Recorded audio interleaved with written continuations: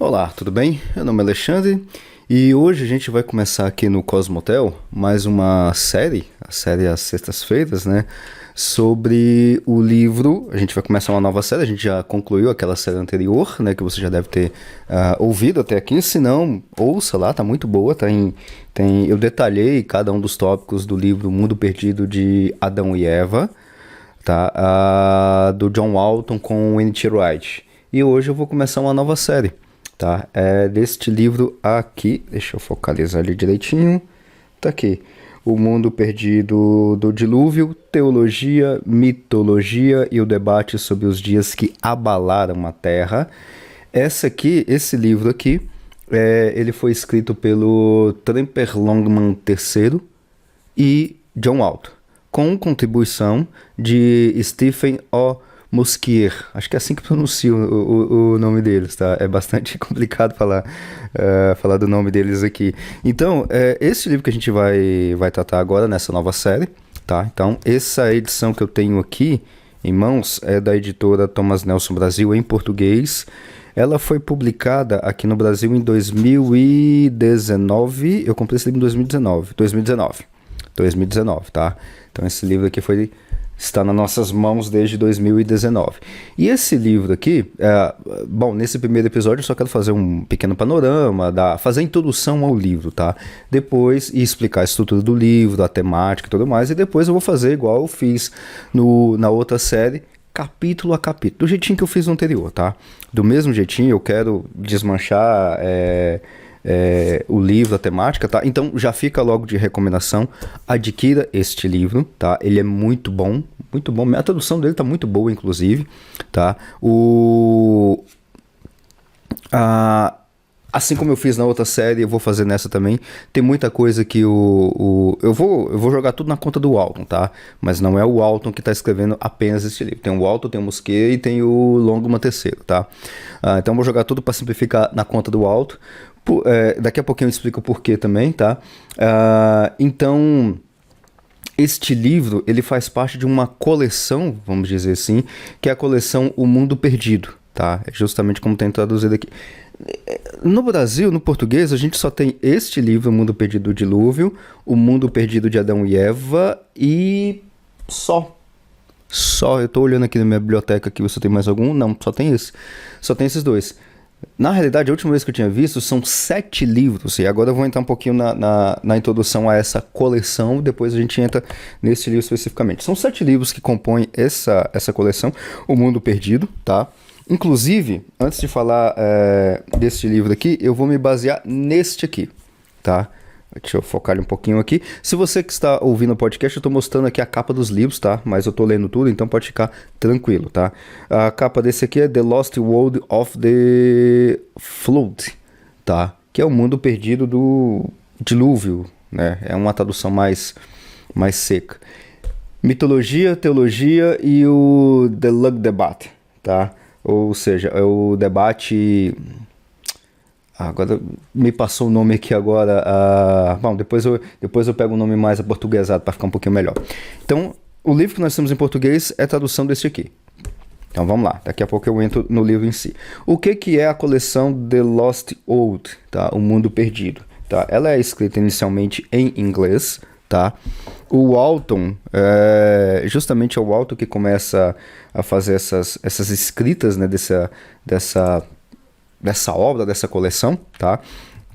E qual que é a ideia? O Walton, ele tá trabalhando com essa questão de Gênesis, texto de Gênesis e tudo mais, até onde eu vi, desde 1989, tá?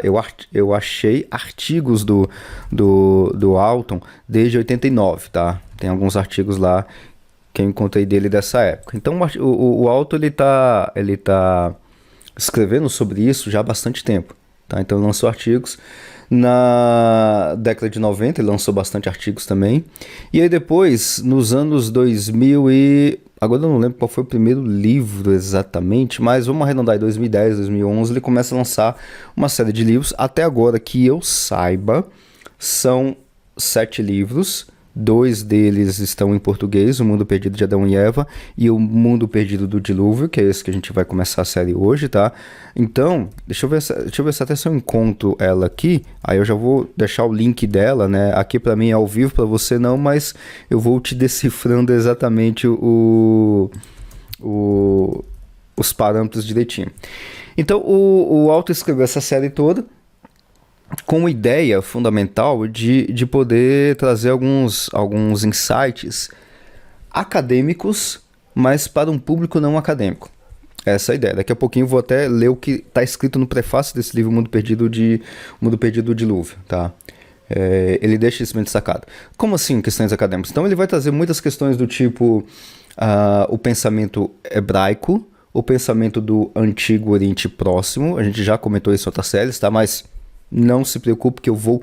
Se você não ouviu nenhuma das coisas que eu estou falando até agora sobre Antigo Oriente Próximo, não precisa se preocupar que eu vou falar tudo isso de novo, porque o Alton fala isso. Então, como eu vou capítulo a capítulo, eu vou falar isso novamente do jeito que ele coloca aqui. Tá? Então eu vou acabar entrando em detalhes também do jeitinho que ele faz, do mesmo jeitinho que ele faz. Então ele trabalha com o pensamento hebraico, o pensamento antigo Oriente Próximo, desses documentos que nós temos ao redor de Israel, que é justamente o Antigo Oriente Próximo, né? Ou seja, os povos estão ao redor de Israel. Só para nivelar, Antigo Oriente Próximo significa que são os povos que estão ao redor de Israel. Alguns até colocam Israel no meio também. Isso é uma discussão que eu não vou nem tentar entrar, mas eu vou aqui separar até para um efeito didático, tá? Israel é uma coisa e Antigo Oriente Próximo é outra. É outra coisa, só para efeito didático, tá? Só para efeito de comparativo. Então, o que nós temos ao redor de Israel? Nós temos os cananeus, no plural, então são vários cananeus, tem os sumérios, os babilônicos, que acaba se misturando uma coisa com a outra, os assírios, egípcios também estão no meio, então essa galera toda... Tá, todos esses povos têm as suas escritas, têm os seus ritos religiosos, têm as suas religiões, têm seus documentos míticos, religiosos e por ali vai. Então essa turma toda que está compreendido mais ou menos num período de tempo entre, vamos arredondar as contas aí para facilitar, vamos colocar aí 3.000 anos antes de Cristo. Acho que 3.000 anos de Cristo acho que é um bom parâmetro, né? Entre 3.000 anos antes de Cristo até... Arredonda aí de novo, até o ano 0, pronto. Então a gente tem, durante 3.000 anos, a contar a partir de Cristo para trás, tudo isso que está ao redor de Israel é o que nós chamamos de Antigo Oriente Próximo. Isso tudo aqui eu estou falando só para arredondar as contas, para facilitar aqui a nossa didática, tá? Tem uma discussão bastante intensa com relação a isso, a parte arqueológica e tudo mais. Então, eu vou arredondar nisso só para a gente ter algum referencial, como diz na física, né? A gente precisa partir de algum lugar. Então, eu vou partir justamente disso, tá? Eu estou olhando aqui agora no site, vai estar na descrição deste episódio, tá? Então, se você estiver assistindo pelo YouTube ou ouvindo pelo podcast, vai estar o linkzinho lá da editora IVP, IVP, tá? Traduzindo em português, editora IVP, que é a editora que publicou estes livros do John Walton, tá? A série O Mundo Perdido, tá? Então são, deixa eu contar aqui, 2, 4, 5, tá faltando um livro, eram 7. 2, 4, 5, 6. Cadê o 7º? 6 volumes? Engraçado, na minha cabeça era 7. Bom, mas aqui eles estão mostrando 7 livros, então fica os 7 livros mesmo, tá? Os livros são, fazendo uma tradução para o português, tá? O Mundo Perdido de Adão e Eva, esse realmente nós temos em português. O Mundo Perdido de Gênesis 1. Cara, esse livro é... sensacional, tá? Muito bom mesmo. Eu tenho este livro, só tem em inglês, infelizmente. Inclusive, se você lê em inglês e quer aprender, quer aprofundar um pouquinho mais nessa temática que o Walton trabalha, eu sugiro você começar a ler a série do John Walton aqui, O Mundo Perdido de Gênesis 1. É a minha recomendação, assim. Lê inglês, começa por ele. Não lê inglês, começa pelo Mundo Perdido de Adão e Eva, tá? Então, essa é a minha recomendação que eu faço. Aí tem um outro livro também, O Mundo Perdido das Escrituras, Cultura e Literatura Antiga e Autoridade Bíblica, tá? É um outro livro que também não tem em português, muito bom também, eu tenho ele. O Mundo Perdido da Israel Conquest, da Conquista de Israel. Excelente livro também, tá? O Mundo Perdido do Dilúvio, que é este aqui, que eu tenho... Deixa eu ver se vai estar focalizando direitinho. tá? É este aqui que eu tenho em mãos, esse aqui eu tenho em papel, os outros eu tenho eletrônico. Então tem este livro aqui, que é O Mundo Perdido do Dilúvio, tá? Que tem tradução em português, que é o que a gente vai começar essa série.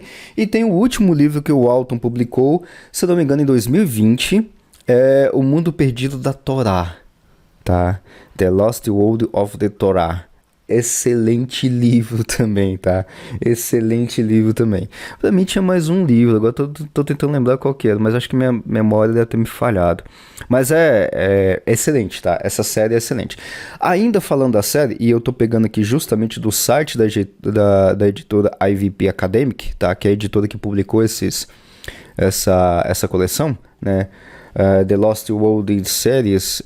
Aqui fala um detalhe, são 2 parágrafos, tá? 3 parágrafos, eu coloquei aqui no Google Translator, tá? Então é um inglês já traduzido para o português, tá?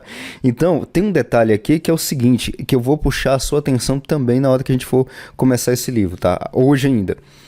A intenção da série O Mundo Perdido não é oferecer a única interpretação, entre aspas, correta do texto bíblico oferecido. Esses livros, essa coleção, né, em vez disso, fornece uma interpretação baseada na convicção de que a Bíblia é a palavra de Deus, escritura que fala verdadeiramente. O objetivo dessa série não é converter o leitor às conclusões do autor, John Walton. E aqui, detalhe que eu não destaquei, tá? O John Walton é um dos autores de toda essa série, mas não é só ele. Por exemplo, O Mundo Perdido de Adão e Eva, tem hora que dá uma travada no inglês, eu não consigo falar às vezes em inglês ou em português, e eu não sei nenhum dos dois muito bem, aí dá uma travada quando eu vou ler isso. O Mundo Perdido de Adão e Eva é do John Walton e tem a participação do N.T. Wright. O outro livro, o The Lost World of Genesis, O Mundo Perdido de Gênesis 1, só tem do John Walton. Já o outro, O Mundo Perdido das Escrituras, é o John Walton com Brent Sand, tá? Então já tem uma outra participação, inclusive de escrita mesmo, são dois escritores juntos, tá? O outro, O Mundo Perdido da Conquista Israelita, ou da Conquista de Israel, é do John Walton com um cara que eu não sei, o sobrenome é o mesmo, não sei se é parente dele, se é filho dele, realmente eu não sei, que é do J. Harvey Walton. Deve ser algum parente dele, não sei. Esse Mundo Perdido do Dilúvio é do Temple Longman III, com o John Walton e também com contribuição do Stephen Mosquier, tá? E por último, o último livro que o Walton publicou é O Mundo Perdido da Torá, onde ele e o J. Harvey Walton escrevem esse livro. Deixa eu ver se tem mais alguém. Não, só tem esses dois, tá? Então não é só o Walton. Vou jogar tudo na conta dele, mas não é só o Walton que escreve os livros, tá? Então, continuando aqui, então o objetivo dessa série não é converter o leitor às conclusões do autor ou dos autores, ou mesmo persuadir o leitor a adotar o seu modo de pensar. Não é esse o objetivo da série. Em vez disso, essa série procura chamar a atenção do leitor para informações que ajudarão os leitores em suas dificuldades com as passagens, no caso com as passagens bíblicas. Essa tradução ficou muito estranha. Que vão ajudar, na realidade, que os autores estão ajudando. O Google Translator também traduz umas coisas que não tem nada a ver, mas refalando ou retraduzindo a última frase para ficar um pouquinho melhor, tá? Em vez disso, essa série procura chamar a atenção do leitor para as informações que os autores trouxeram e vão ajudar, claro, os leitores em suas dificuldades com algumas passagens bíblicas, tá? Essa é a ideia da série. Então essa é a própria editora IVP, tá? Então você pode inclusive comprar essa edição toda direto pela editora. Se eu não me engano, na Amazon também tem todos esses livros, tá? Então, se você tem até, por exemplo, assinatura Prime, vem frete grátis, essa coisa toda. Este livro aqui, por exemplo, The Lost World of the Float, eu comprei, obviamente é um livro que está em inglês, eu comprei ele pela Amazon, ele veio de fora, de importação, e na época que eu comprei, isso aqui foi quando? Foi 2019 também, porque o outro eu comprei em 2019. Não, esse aqui foi 2018. 21 de agosto de 2018 já estava nas minhas mãos. Se não me engano, eu comprei esse livro no final de julho de 2018. E ele chegou para mim, aí arredondando as contas, em 20 dias, tá? 20 dias compra internacional, inclusive, tá? Então, é claro, você pode adquirir esses livros em inglês ou ler em português. Agora, entrando na série mesmo que a gente vai trabalhar, que é esse, O Mundo Perdido do Dilúvio, tá? O The Lug aqui também tem uma tradução de inundado, né? Mitologia, teologia e o debate sobre a inundação, ou no caso aqui é o dilúvio, tá? Que é a palavra que eu estava procurando para The Lug Debate, tá? Que é justamente o que está aqui. Então tem uma ideia de dilúvio, de inundação, tá? Então, entrando agora especificamente no livro, que eu vou trabalhar com este livro em português, não vou trabalhar com o livro em inglês. Ainda, parênteses, talvez a próxima série, vai depender aí das conversas e das sugestões que eu tiver dos ouvintes e dos inscritos e tudo mais, que me pediram para falar sobre esse livro, sobre o dilúvio, então por isso que eu estou fazendo ele aqui. A depender do que rolar para frente, talvez eu faça ou eu comece aquele livro do O Mundo Perdido de Gênesis 1. Excelente livro, muito bom. Ou um outro livro que não faz parte dessa coleção, que é assim, se lê inglês, antes do livro O Mundo Perdido de Gênesis 1, eu já coloco esse livro, caso você leia em inglês, porque ele é excelente. É o livro Genesis as Ancient Cosmology, tá? É o livro de Gênesis como uma cosmologia antiga, tá? Excelente livro, excelente livro. É o livro que todo mundo deveria começar dentro do John Walton. Não tem em português também, infelizmente, tá? Então, se eu for começar... Aliás, se eu for para algum desses livros aí, eu vou deixar recomendação e tudo mais, e vai no inglês mesmo, não tem problema nenhum não, tá? Faça um translation aportuguesado aqui e dá para ir tranquilamente. Entrando no livro, então, na estrutura do livro O Mundo Perdido do Dilúvio, vamos lá. Quem é quem do que tá aqui, tá? Na própria orelha do livro aqui, já traz quem são os autores, tá? Quem são os caras que estão escrevendo esse livro. Primeiro, é o primeiro nome que aparece, é do Temple Longman III. Ele é professor da cátedra Robert Gundry de Estudos Bíblicos na Westmont College, em Santa Bárbara, na Califórnia.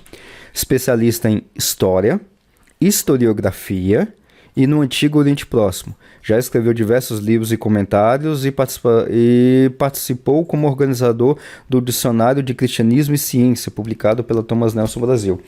Esse dicionário, eu tenho ele aqui, mas ele está atrás aqui, não dá para pegar ele. É um dicionário, um calhamaço grande, que está em português, da Thomas Nelson Brasil. Ele é eu estou até vendo aqui o nome dos organizadores, é o Copan, o Longman III, o Rees e o Strauss, que são os organizadores. Um livro não, literalmente enciclopédia.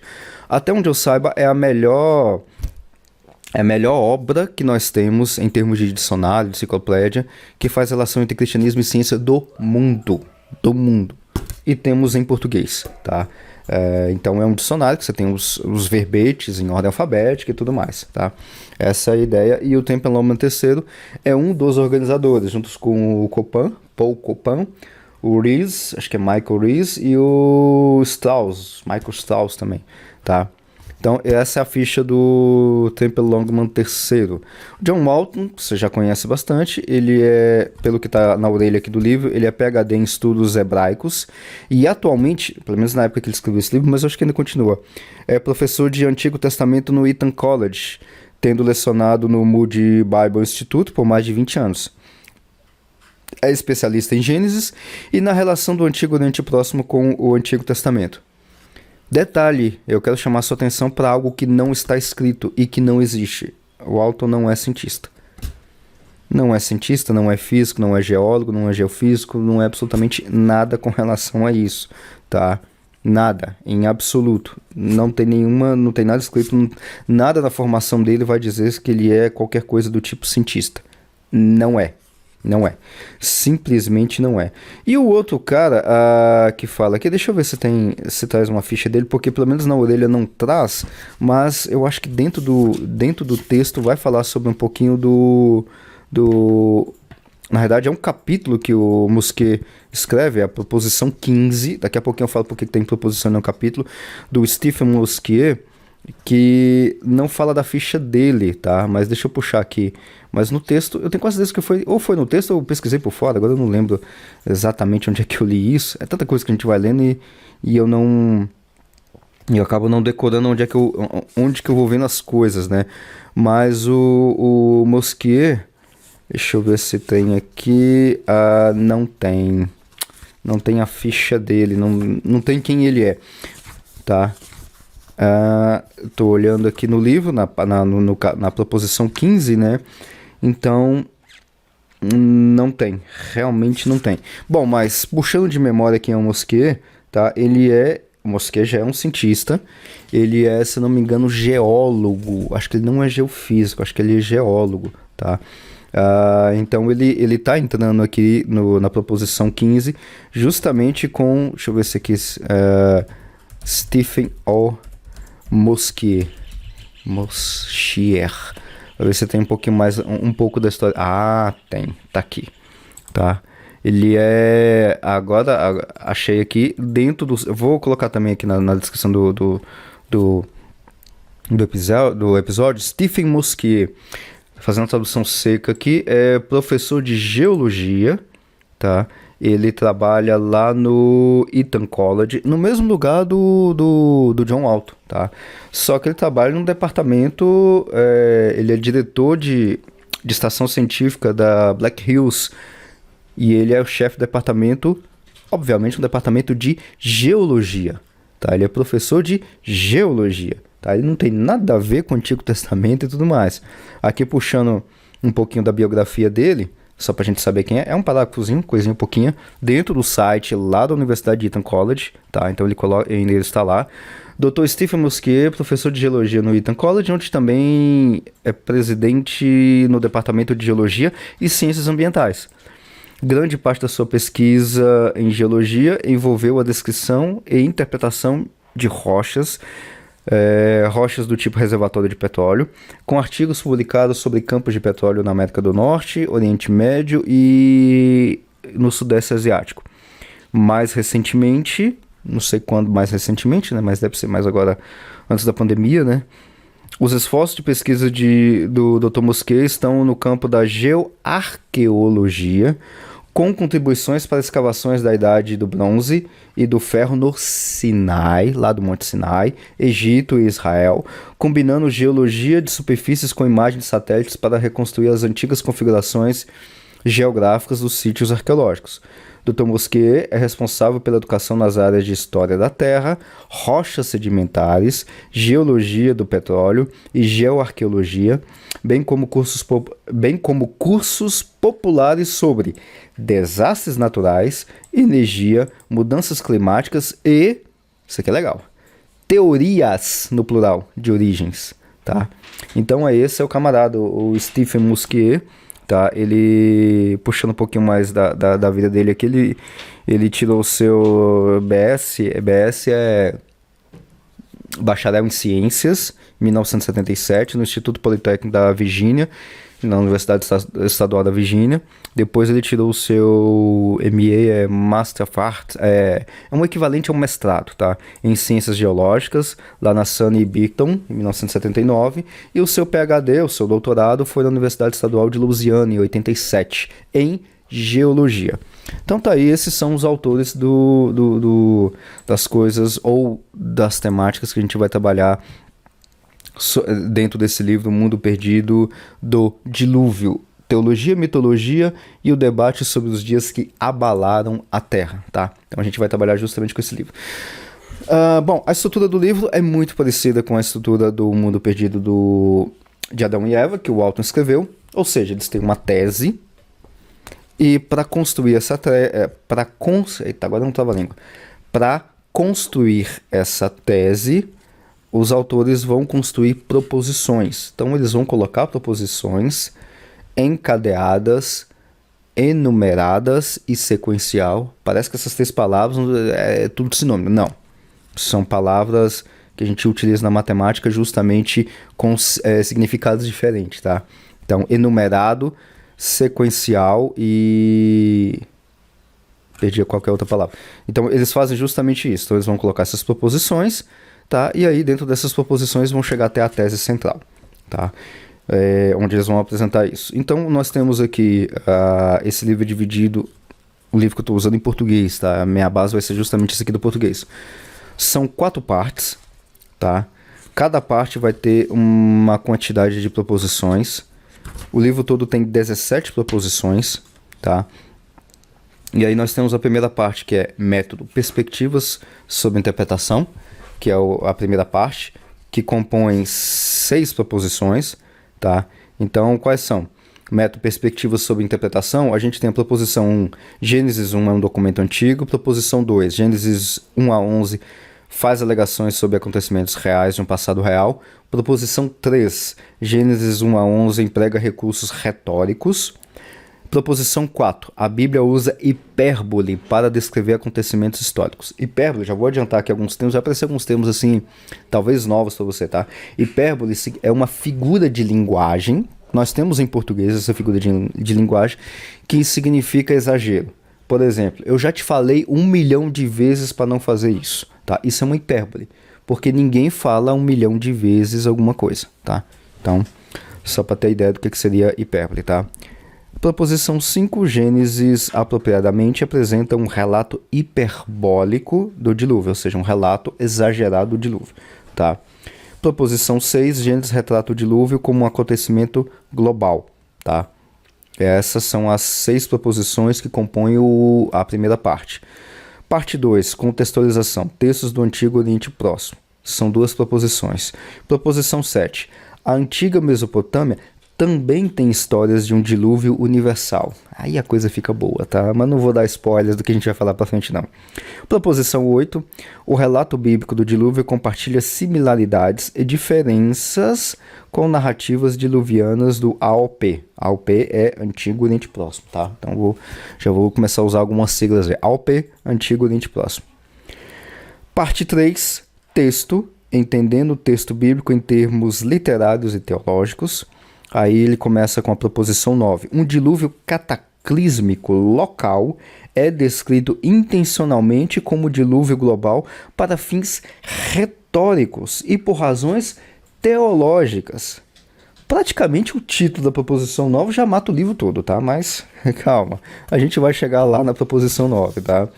Proposição 10, dentro dessa parte 3, o relato do dilúvio é uma parte.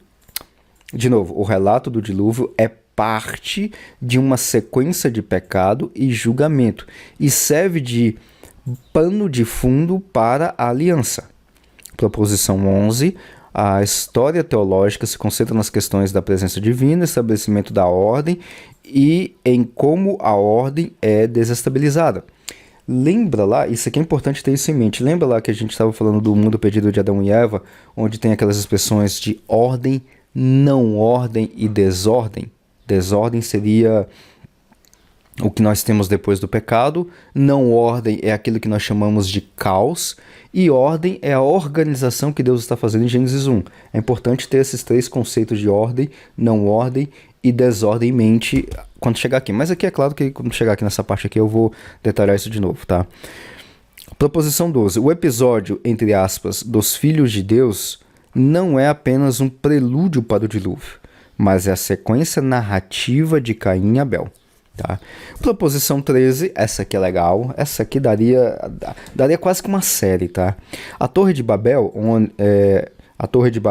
em Gênesis 11, de 1 a 9, serve de conclusão apropriada para a narrativa primeva. É bem interessante isso aqui, tá? Mas chegando lá a gente vai desmanchar um pouquinho mais sobre isso. Parte 4, então, a última parte deste livro, né, detalhando, ela tem mais 4 proposições, que é a proposição 14, a história do dilúvio é baseada em um acontecimento real. E aí é que começam as divergências, tá? Entre eu e o Walton, tá? Mas quando chegar no ponto eu vou apresentar também a minha divergência lá, tá? Então, deixa chegar no momento. Proposição 15, que foi escrita pelo Stephen Mosquier. Eu acho que é assim que pronuncia, né? Se escreve Mosquier, com SH. Tá? Mas geralmente o SH em outros idiomas, no caso aqui, alemão e tudo mais, tem um som de Q, ou então até um som mais glutal. Então por isso que eu estou chamando de Mosquier. Não sei se é assim que pronuncia exatamente. Então, essa proposição foi escrita por Mousquieu. A geologia não evidencia um dilúvio universal. Lembrando que o Mousquieu não é teólogo, não é professor de teologia, na ficha dele não tem nada de teologia, só geologia, tá? Só geologia. E não tem evidência de um dilúvio real, universal. E eu vou mais do que ele, nem local. Mas deixa para chegar lá na proposição 15 que a gente abre as tretas, tá? Deixa chegar lá. Proposição 16. Histórias, no plural, do dilúvio ao redor do mundo não provam um dilúvio universal. Aqui já é o Tempelongo terceiro com o Alton, tá? Os caras já entram aqui no meio para falar que as histórias no mundo sobre questão de dilúvio tem nada a ver com dilúvio universal. Deixa chegar lá que a gente abre as tretas lá. Por último, proposição 17, a ciência pode purificar a religião. A religião pode purificar a ciência da idolatria e dos falsos absolutos. Aí nós temos uma conclusão e leitura adicional. Deixa eu ver como é que é essa leitura adicional, porque já tem tempo que eu li esse livro. É uma lista de livros que o Alton coloca, bastante interessantes inclusive, tá? Que dá para você complementar essa história do dilúvio, tá? Deixa eu ver se tem algum livro que eu conheça de cabeça do Horowitz, Geografia Cósmica Mesopotâmia. É um livro bom, tá?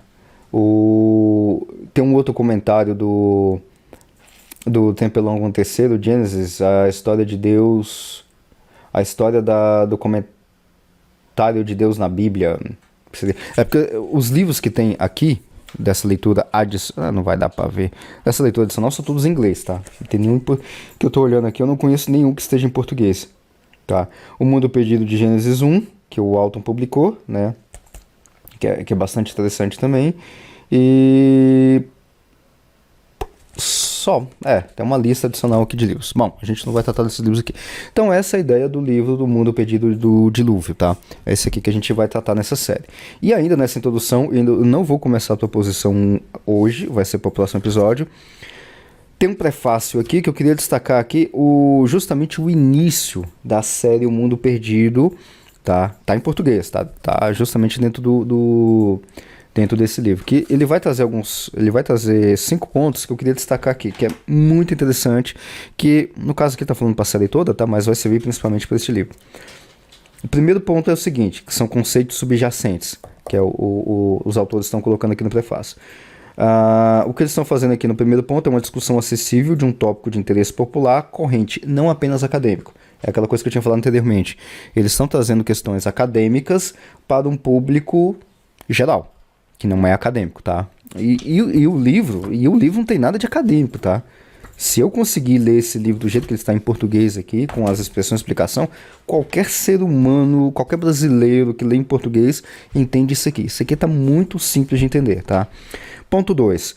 A abordagem por meio de proposições, que é a metodologia que estão utilizando nesse livro aqui, tá? Que move o leitor para uma sequência lógica dos principais pontos da discussão. Então proposição. Lembrei da outra palavra, encadeada, enumerada e sequencial. Então uma depende da outra, tá? Uma está anterior à outra e posterior a uma outra proposição, e é sequencial. Você tem que utilizar essa sequência, tá? Até chegar na tese central, tá? Então, depois que você vê as 17 proposições, você tem a ideia da defesa da tese que eles estão trabalhando aqui, tá? E isso a gente vai ver lá na conclusão, lá no final. O último ponto que eles colocam é fornecimento de informação pelo conhecimento literário do ambiente cognitivo bíblico, do Antigo Oriente Próximo, tá? Então eles vão desmanchar a ideia de dilúvio no Antigo Oriente Próximo, vão ver o que tem de cognição ali no meio desse ambiente cognitivo, através de quê? Não dá pra gente acessar o Antigo Oriente Próximo hoje em dia, 2021, 2022, lá no século XV a.C. Eu vou arredondar para essa data, tá? Que foi a data que não vamos arrumar mais tretas do que já tem aqui. Vamos colocar Moisés como escritor original, vamos colocar o idioma que Moisés falava, que não é hebraico, que escreveu esse texto. Então vamos arredondar para isso, e vamos arredondar que Moisés escreveu isso, vamos arredondar as contas aí, em 1450 a.C., ou seja, justamente no século XV a.C., tá? Vamos arredondar tudo por aí, tá? Então, A única forma da gente acessar, por exemplo, as ideias de Moisés é através desse texto bíblico que nós temos, no hebraico original que nós temos, e pelos textos do Antigo Oriente Próximo, que são mais antigos do que o próprio texto de Moisés. Por exemplo, se a gente pegar, igual que vai comentar em alguns momentos aqui, o épico de Gilgamesh, ou Gilgamesh, né, que é o correto de falar o SH, né, lá no idioma... Agora esqueci qual é o nome do idioma. Do pessoal ali dos Sumérios, né? O SH tem um som de um R puxado da garganta, né? Gilgamesh, tá? Mais ou menos, é um som brutal. Se você pegar esse épico de Gilgamesh, você vai ver que a datação dele, escrita cuneiforme, ele eu já tinha visto algumas descobertas que foram feitas, a parte não está no livro, que são ali da região da Síria, acho que no norte da Síria, hoje em dia, tá? Dataram, tem várias tabuinhas escritas cuneiforme com datação de 1800 a.C., 1500 a.C. Então, assim, tem várias tabuinhas contando a história do épico de Gilgamesh, tá? Que é do século XVIII a.C., aliás, século XIX a.C., século XVI a.C. Ou seja, tem muita coisa mais antiga do que o próprio Moisés, tá? Então, eles estão rebuscando justamente essa coisa que está ao redor e até mais antiga do que Moisés para entender por que Moisés escreveu o que ele escreveu no texto do dilúvio que nós temos no texto de Gênesis. Essa é a ideia.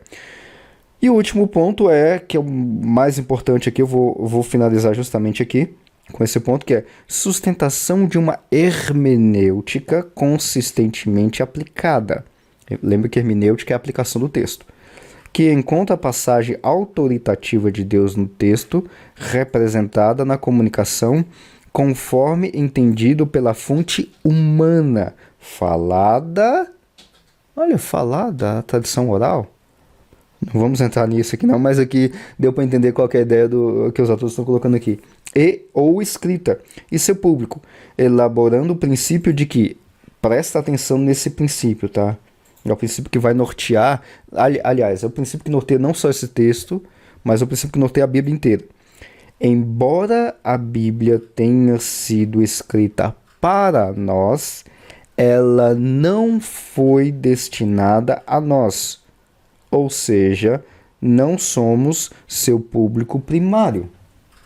Tem um trocadilho que eu acho que fica mais bonito em inglês do que em português, mas vamos ficar no português mesmo. Então a Bíblia foi escrita para nós, mas a Bíblia não é destinada a nós. Mas qual parte da Bíblia? De Gênesis a Apocalipse. Tudo. Ela é escrita para nós, mas nós não somos o seu destinatário. Nenhum texto bíblico foi escrito com destino ou com destinatário para brasileiros do século XXI. Nenhuma parte do texto de Gênesis e Apocalipse.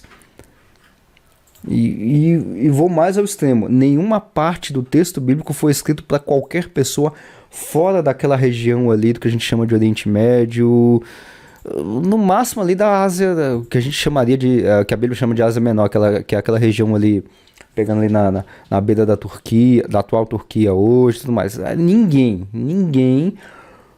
Você quer forçar mais a barra ainda, coloca ali os romanos, ali na região da Itália, e só, tá? A Bíblia não foi escrita com destino a ninguém além do que aqueles povos nas épocas onde eles estavam, tá? Saiu do século I, acabou, não tem Bíblia para ninguém como destinatário, tá? Então isso aqui é importante. Então, e aí o último ponto que vai simbolizar tudo isso, todo esse livro que estão colocando argumentaremos que essas leituras, da forma como é feita aqui do relato do dilúvio, argumentaremos que essas leituras não apenas estão erradas, mas que chegam até mesmo a distorcer a mensagem bíblica. Ou seja, essas leituras de fazer adequação da geologia, aí você tem ali a camada geológica, isso aqui foi um soterramento rápido, isso aqui foi isso, aquilo, e veio água de cima, veio água de baixo, inundou não sei mais o que, e a gente acha peixe marinho na beira de morro, então isso aqui foi um soterramento muito rápido, essa bobagem toda, tá? Aí as minhas palavras, não as palavras dos autores, porque eles são muito polidos nessa parte, essas bobagens todas, tá? Fazer esse tipo de leitura, e aí agora estão falando aqui, não apenas estão erradas, mas ainda distorcem a mensagem bíblica, tá? Porque você precisa fazer uma exegese. Exegese é você entender o texto dentro do seu contexto original. É necessário fazer isso, tá? Bom, então esse é o livro que a gente vai tratar nessa série que começa hoje, tá? E tem muito detalhe, então vão ser 17, com mais esse aqui 18, com mais a conclusão 19. Vão ser 19 episódios dessa série, tá? Já tô até arredondando como é que vai ser a série toda. Então vai ser 19 sextas-feiras aí que a gente vai comentar sobre o mundo perdido do dilúvio, teologia, mitologia e o debate sobre os dias que abalaram a Terra. Tá certo? Então, até a próxima.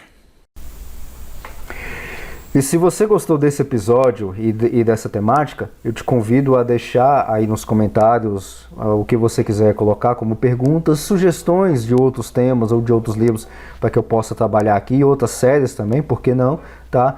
Deixa o seu like se você estiver ouvindo pelo YouTube, se estiver assistindo pelo YouTube, se inscreva no canal, ative o sininho também para você receber todas as notificações, e se você estiver ouvindo pelo seu agregador preferido de podcast, compartilhe com sua família, com seus amigos, convide-os a participar também desses comentários que se tem aqui e também a deixar a discussão, outros comentários e até sugestões.